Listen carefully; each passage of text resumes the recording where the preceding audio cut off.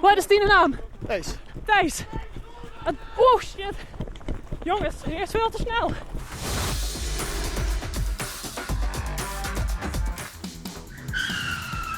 Dan kun je wel van alles aan. Met 3 man sterk, dan kun je nog immers aan. Dan gaan we snel naar de tafels. Pas de sleutel, ja, hier is nog een kistje open. Lukt het een beetje? Nee, ik had nog een beetje vast. Oh, kijk dit. En hier is nog één misdem. Klaar het, is er goed? Is goed, is goed. Dan gaan we snel naar Twan. Tijdens de finale vraag. Zo, wat ik nummer? Staat op een blaadje van diegene die middag in de optocht. 72. 72, is dat goed? Het kuffertje gaat open. Doe best de winnaar van de Stormafoon. Hey! We gaan meer geschreeuwd. Yes! We gaan omkomen.